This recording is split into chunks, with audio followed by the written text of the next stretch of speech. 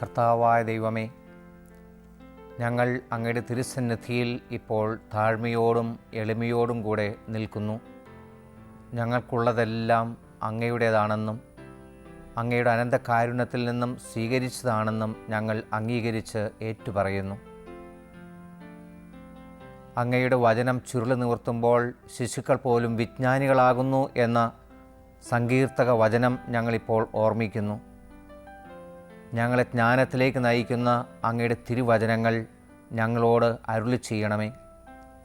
ലോകമെമ്പാടും ഇപ്പോൾ ഈ വചനം ശ്രവിച്ചുകൊണ്ടിരിക്കുന്ന സകല ദൈവമക്കളിലേക്കും അങ്ങയുടെ പരിശുദ്ധാത്മാവിൻ്റെ ശക്തി ഒഴുക്കണമേ. പരിശുദ്ധാത്മാവിൻ്റെ ഫലങ്ങളിൽ ഒന്നായ എളിമ കൊണ്ട് ഞങ്ങളെ എല്ലാവരും നിറയ്ക്കണമേ എന്ന് പ്രത്യേകമായി പ്രാർത്ഥിക്കുന്നു. അനേകം പേരുടെ ജീവിതത്തിൽ നാശത്തിന് കാരണമായ അഹങ്കാരം എന്ന തിന്മ ഞങ്ങളിൽ നിന്നും എടുത്തു മാറ്റുവാൻ കരുണ തോന്നണമേ. ഞങ്ങളുടെ ഹൃദയങ്ങളിൽ അങ്ങയുടെ വിനയവും എളിമയും എപ്പോഴും നിറഞ്ഞു നിൽക്കട്ടെ. അങ്ങയോട് ചേർന്ന് നിൽക്കുകയും താഴ്മയോടെ അങ്ങയുടെ കരത്തിൻ കീഴിൽ നിൽക്കുകയും ചെയ്യുമ്പോഴാണല്ലോ ഞങ്ങൾ അങ്ങിൽ നിന്നും കൃപ സ്വീകരിക്കുന്നതും അങ്ങയാൽ ഉയർത്തപ്പെടുന്നതും.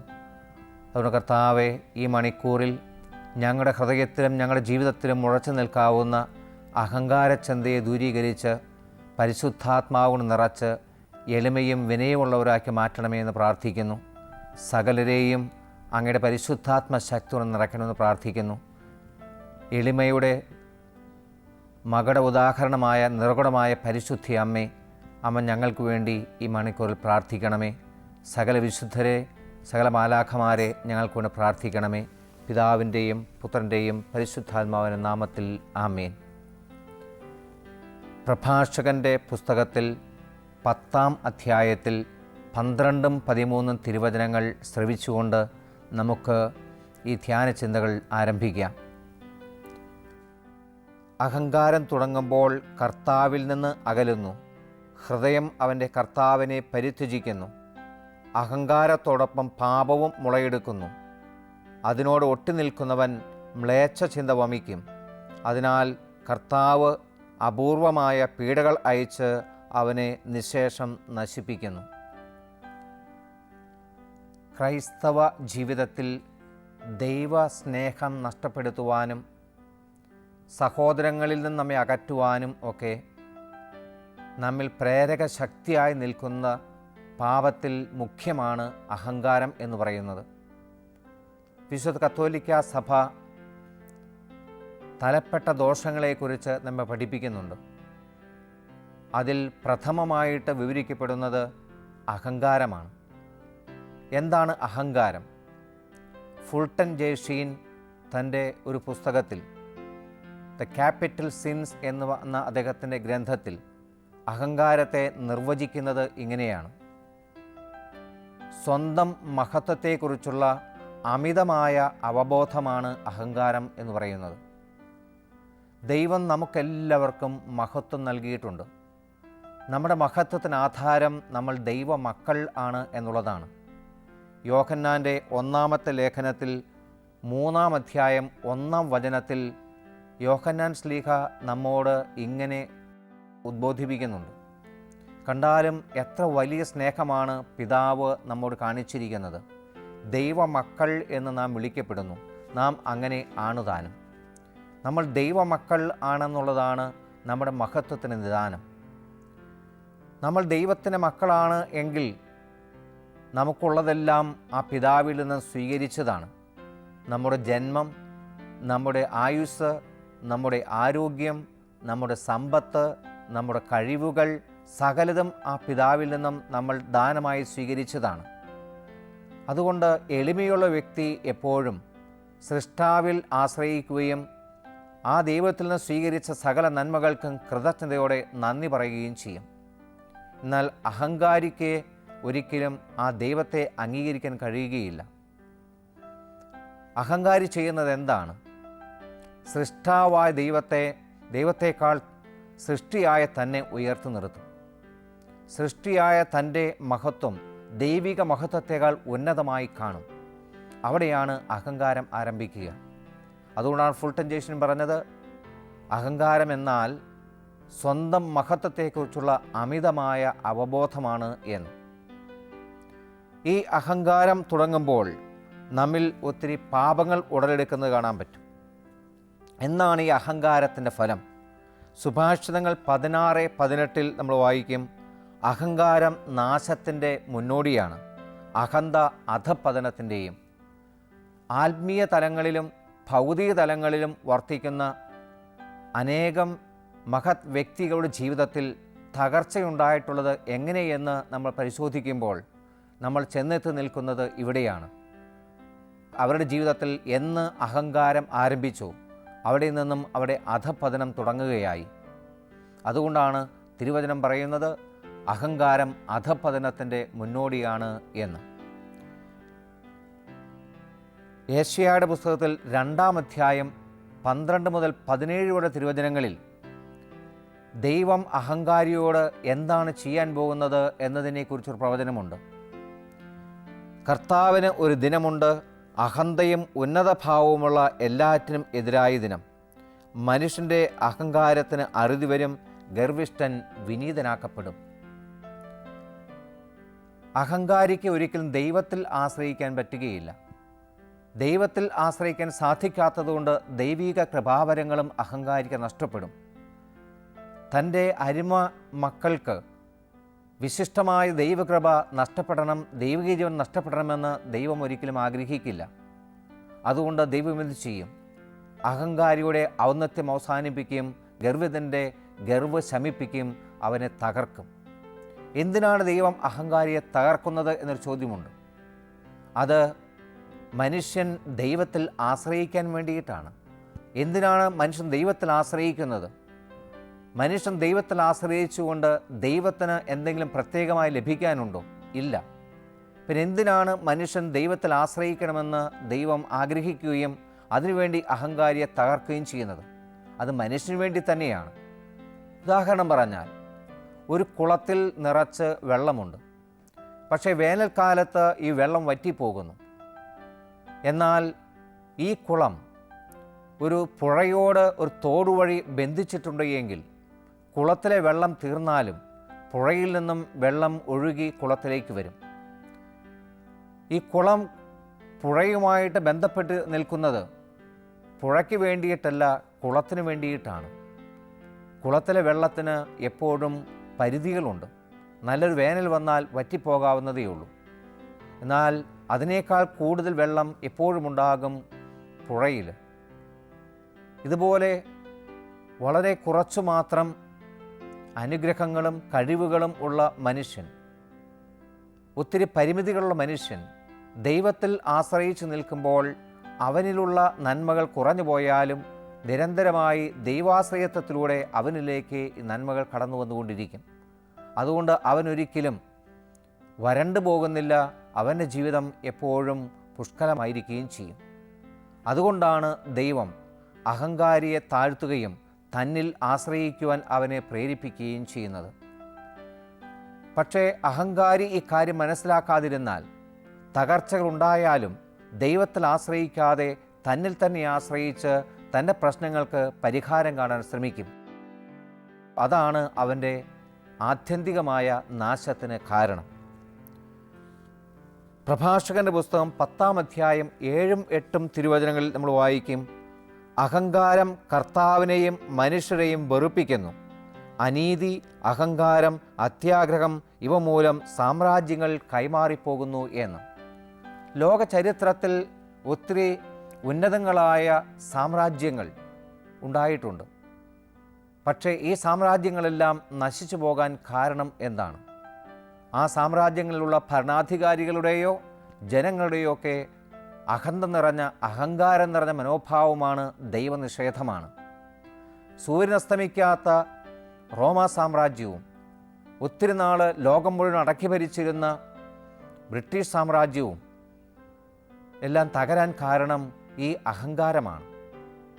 നമുക്കറിയാം, 2-ാം ലോക മഹായുദ്ധത്തിൻ്റെ ഉത്ഭവം തന്നെ അഹങ്കാരം നിറഞ്ഞ ഹിറ്റ്ലറിൽ നിന്നാണ്. ജർമ്മൻ ജനതയേക്കാൾ ഉന്നതമായ മറ്റൊരു ജനതയില്ല, മറ്റ് ജനതകളെല്ലാം തങ്ങൾക്ക് അടിമപ്പെട്ട് താഴ്ത്തപ്പെട്ട് നിൽക്കുന്നതാണ് എന്നുള്ള അഹങ്കാര ചിന്തയാണ് ഹിറ്റ്ലറെ രണ്ടാം ലോക മഹായുദ്ധത്തിലേക്ക് വലിച്ചിഴച്ചത്. അതിൻ്റെ ഫലമായി ജർമ്മൻ ജനത തകർന്നു, രണ്ടായി വിഭജിക്കപ്പെട്ടു.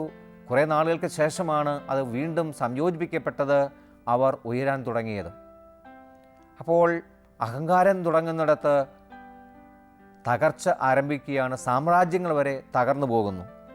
സുഭാഷിതങ്ങൾ 11:2 നമ്മൾ വായിക്കും, അഹങ്കാരത്തിന് പിന്നാലെ അപമാനമുണ്ട്, വിനയമുള്ളവരോട് കൂടെ ജ്ഞാനവും എന്ന്. അഹങ്കാരം ഉള്ളപ്പോൾ അപമാനം കടന്നു വരും. ഈ നാളുകളിലൊക്കെ ചില രാഷ്ട്രീയ നേതാക്കന്മാരുടെയും ഭാരതത്തിലെ ചില മന്ത്രിമാരുടെയുമൊക്കെ പ്രസ്താവനകൾ അവർക്ക് എന്തുമാത്രം അപമാനം വരുത്തി വെച്ചിട്ടുണ്ട് എന്ന് പത്രമാസികകളിലൂടെയും മാധ്യമങ്ങളിലൂടെയൊക്കെ നമ്മൾ വായിക്കുകയും കാണുകയും കേൾക്കുകയും ചെയ്തിട്ടുണ്ട്. തങ്ങൾക്കെല്ലാം അറിയാം, തങ്ങളാണ് ഈ ലോകത്തിലെ ഏറ്റവും ബുദ്ധിമാന്മാർ, ഞങ്ങൾ പറയുന്നത് ആണ് ശരി എന്നുള്ള ഔദ്ധത്യത്തോടു കൂടി വിവരക്കേടുകൾ വിളിച്ചു പറയുന്നതിൻ്റെ ഫലമായി അപമാനത്തിലേക്ക് കടന്നു വന്ന അനേകം നേതാക്കന്മാർ നമ്മുടെ കൺമുമ്പിലുണ്ട്. അതുകൊണ്ട് അഹങ്കാരം അപമാനം വരുത്തി വയ്ക്കും. ഈ അഹങ്കാരം നമ്മുടെ ജീവിതത്തിൽ ഏതെല്ലാം മേഖലകളിലാണ് പ്രകടമാക്കപ്പെടുന്നത് എന്നുകൂടി നമ്മൾ ചിന്തിക്കുന്നത് നല്ലതാണ്. അഹങ്കാരം നമ്മുടെ അനുദിന ജീവിതത്തിൽ അനേകം മേഖലകളിൽ പ്രതിഫലിക്കും, പ്രകടമാക്കപ്പെടും. അതിൽ ഏറ്റവും പ്രധാനപ്പെട്ട മേഖല നമ്മുടെ ബൗദ്ധിക മേഖലയാണ്. മനുഷ്യനെ മൃഗങ്ങളിൽ നിന്നും വ്യതിരിക്തമാക്കുന്നത് അവൻ്റെ ബുദ്ധിശക്തിയാണ്. അതുകൊണ്ടാണ് ഗ്രീക്ക് തത്വചിന്തകനായ അരിസ്റ്റോട്ടിൽ മനുഷ്യനെ ഇങ്ങനെ നിർവചിച്ചത്, man is a rational being. മനുഷ്യൻ ബുദ്ധിയുള്ള ഒരു ജീവിയാണ്. അതാണ് മനുഷ്യനെ മൃഗങ്ങളിൽ നിന്നും വ്യതിരിക്തമാക്കുന്നത്. പിശാച് ഒരു മനുഷ്യനെ തകർക്കാനായിട്ട് ആഗ്രഹിക്കുമ്പോൾ, അഹങ്കാരം അവൻ്റെ മനസ്സിൽ കുത്തിച്ചെലുത്താൻ ആഗ്രഹിക്കുമ്പോൾ ആക്രമിക്കപ്പെടുന്ന ആദ്യ മേഖല അവൻ്റെ ബുദ്ധിയുടെ മേഖലയാണ്. ബുദ്ധിയിലാണ് ആദ്യം അഹങ്കാരം ഉടലെടുക്കുന്നത്. ജ്ഞാനത്തിൻ്റെ പുസ്തകം 8-ാം അധ്യായം 21-ാം തിരുവചനം, ദൈവം നൽകുന്നില്ലെങ്കിൽ ജ്ഞാനം എനിക്ക് ലഭിക്കുകയില്ലെന്ന് ഞാൻ അറിഞ്ഞു. ആരുടെ ദാനമാണ് അവളെന്ന് അറിയുന്നത് ഉൾക്കാഴ്ചയുടെ ലക്ഷണമാണ്. നമുക്ക് ജ്ഞാനമുണ്ടെങ്കിൽ, ബുദ്ധിയുണ്ടെങ്കിൽ അത് ദൈവത്തിൻ്റെ ദാനമാണ്. നമ്മൾ സ്വമേധയാ നേടുന്നതല്ല.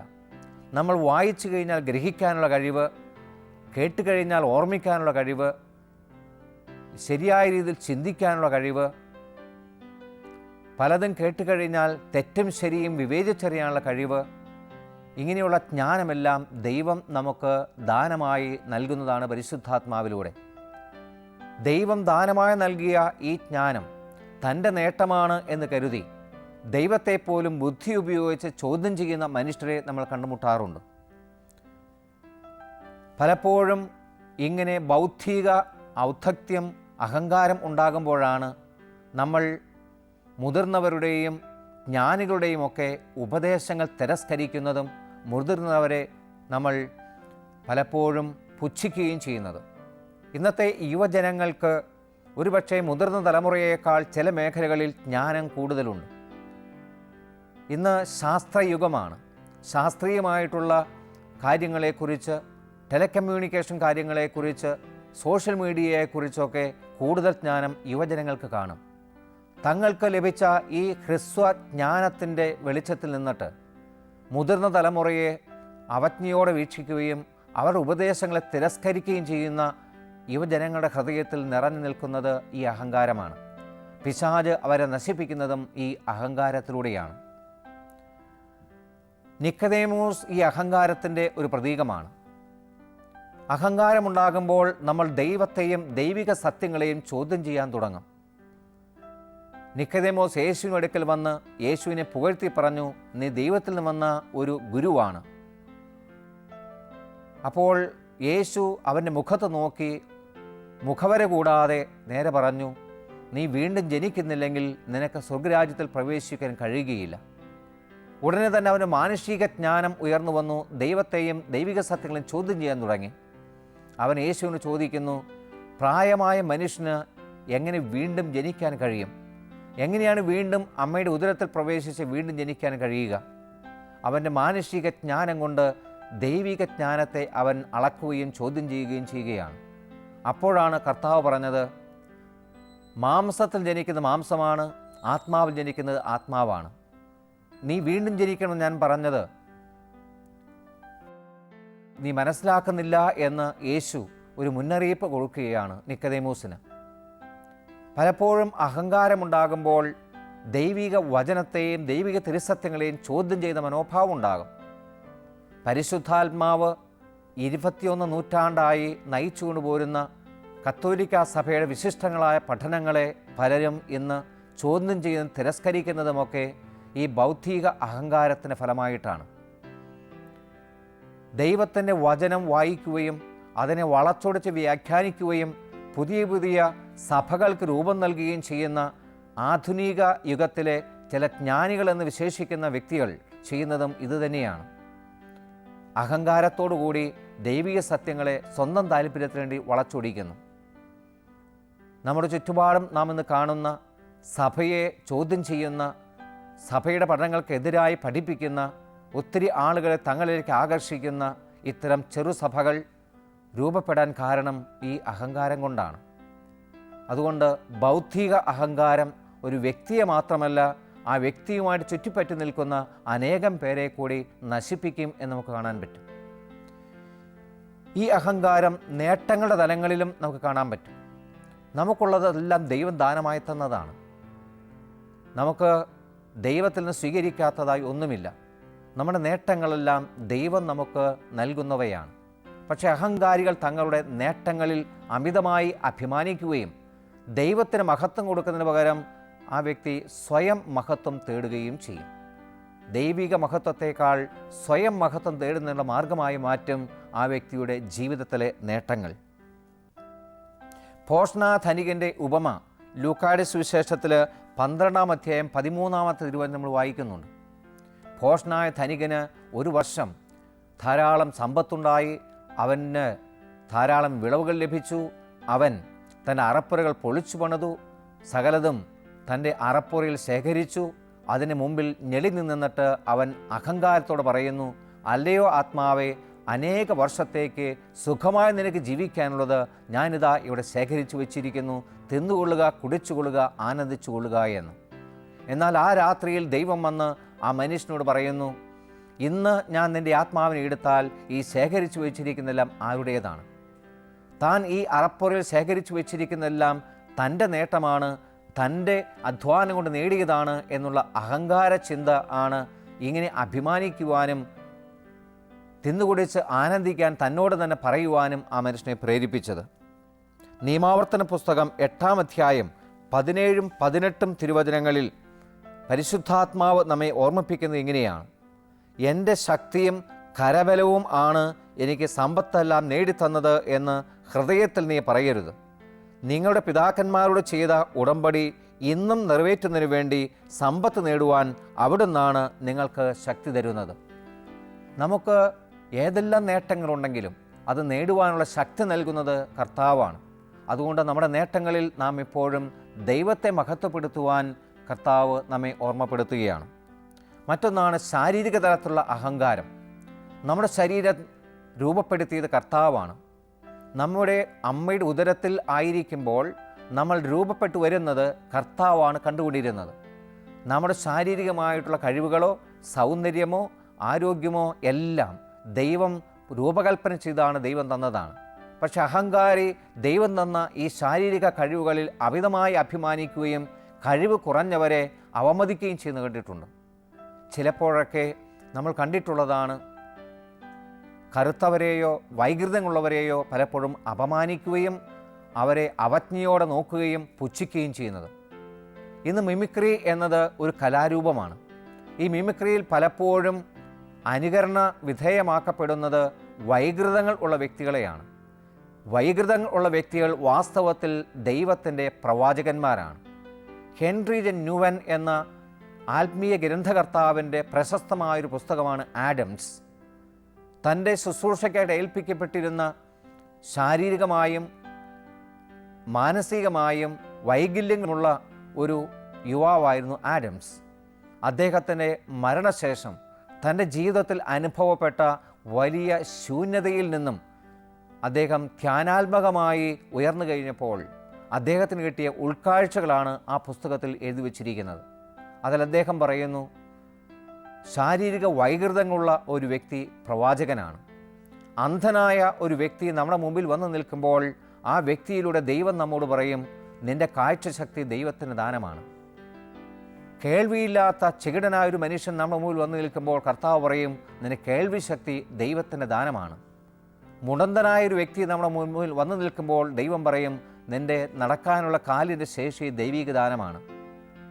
ബൗദ്ധിക മാന്യമുള്ള ഒരു വ്യക്തി നമ്മുടെ മുമ്പിൽ കൊണ്ട് നിർത്തപ്പെടുമ്പോൾ ആ വ്യക്തിയിലൂടെ ദൈവം നമ്മോട് പറയും, നിന്റെ ബുദ്ധിശക്തി ദൈവത്തിൻ്റെ ദാനമാണ്. ഇതുപോലെ വൈകൃതങ്ങളുള്ള ഓരോ വ്യക്തിയും കർത്താവിൻ്റെ പ്രവാചകന്മാരായി അയക്കപ്പെടുന്നവരാണ്. അവർ വിലയുള്ളവരാണ്.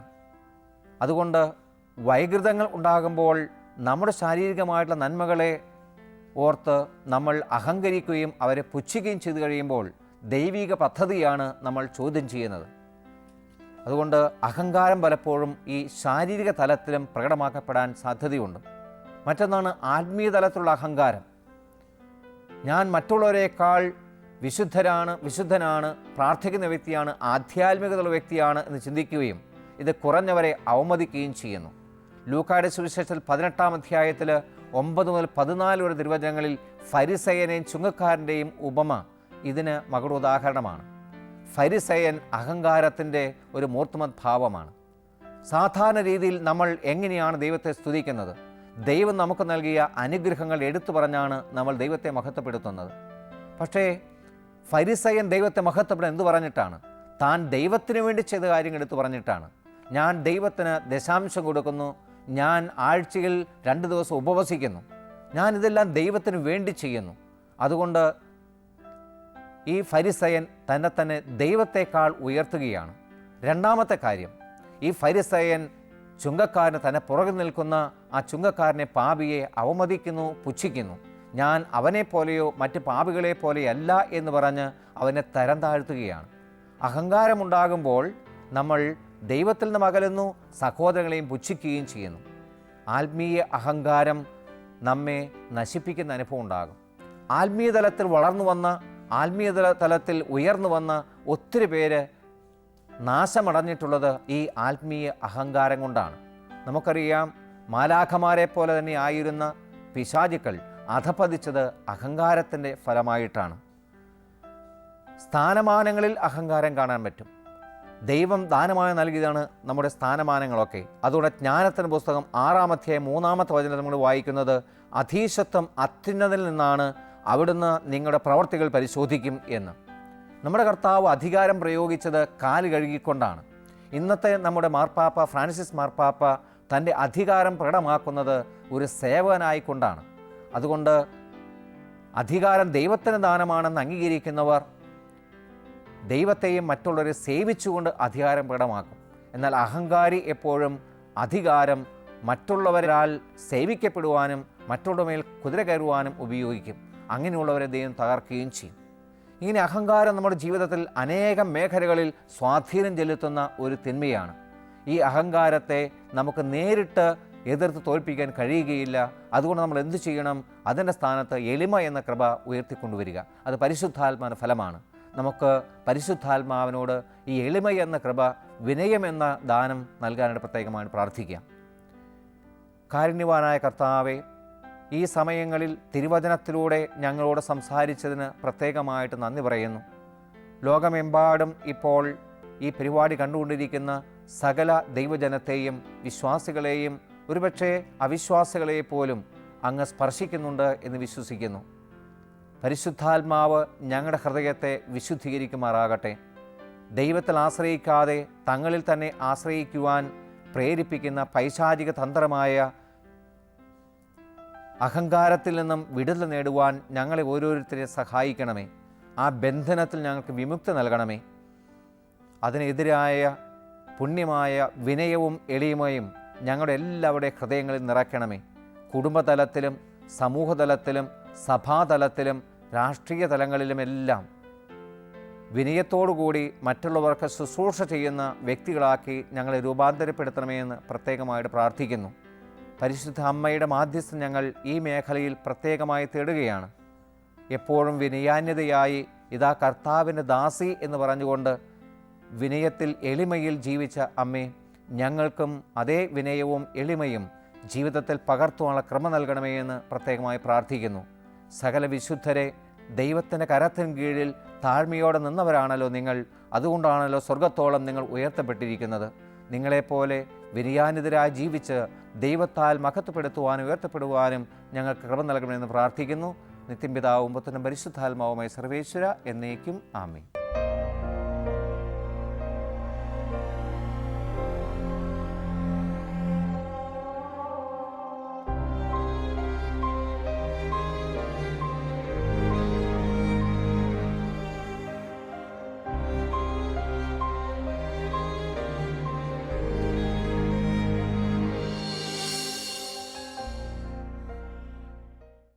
വിശദ വിവരങ്ങൾക്ക് director, divine vision, divine retreat centre, Muringoor, Chalakudy 680316, Kerala, south India. Telephone 0091 480 270 8098, 0091 480 270 2613. Fax 0091 480 270 8097. Email mail.divintv@gmail.com. Website www.drcm.org.